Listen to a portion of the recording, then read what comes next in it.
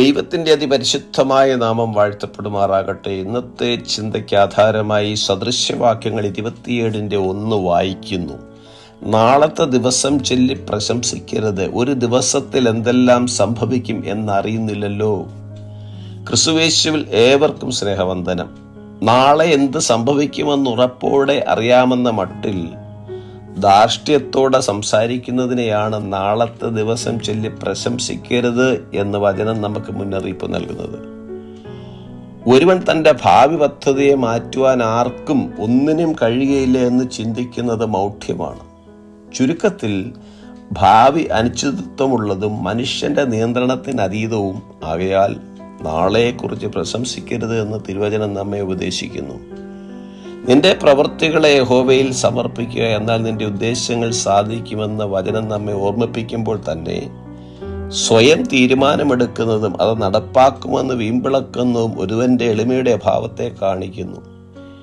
യാക്കോബിന്റെ ലേഖനത്തിൽ വമ്പ് പറഞ്ഞ് പ്രശംസിക്കുന്നത് ദോഷമാണെന്ന് എഴുതിയിരിക്കുന്നു. നാളത്തേത് നിങ്ങൾ അറിയുന്നില്ലല്ലോ. നിങ്ങളുടെ ജീവൻ എങ്ങനെയുള്ളത്? അല്പനേരത്തേക്ക് കാണുന്നതും പിന്നെ മറഞ്ഞു പോകുന്നതുമായ ആവിയല്ലോ. ചിലർ പറയുന്നത്, ഇന്നോ നാളെയോ ഞങ്ങൾ ഇന്ന പട്ടണത്തിൽ പോയി അവിടെ ഒരാണ്ട് കഴിച്ച് വ്യാപാരം ചെയ്ത് ലാഭമുണ്ടാക്കുമെന്നാണ്. ബൈബിൾ നമ്മെ ഓർമ്മിപ്പിക്കുന്നത്, കർത്താവിന് ഇഷ്ടമുണ്ടെങ്കിൽ ഞങ്ങൾ ജീവിച്ചിരുന്ന് ഇന്നത് ചെയ്യും എന്നാണ് പറയേണ്ടത്. അതായത്, നാം നമ്മെ ദൈവത്തിൻ്റെ സ്ഥാനത്ത് പ്രതിഷ്ഠിക്കാതെ നമ്മുടെ തീരുമാനങ്ങളെ ദൈവസന്നിധിയിൽ ഏൽപ്പിച്ചു കൊടുക്കുകയും ദൈവഹിതത്തിന് അനുസരണമായി പ്രവർത്തിക്കുകയും ചെയ്യേണ്ടതാകുന്നു. നമ്മുടെ ഭാവിയുടെ നിയന്ത്രണം ദൈവത്തിനാണ്. ദൈവമാണ് പരമാധികാരി.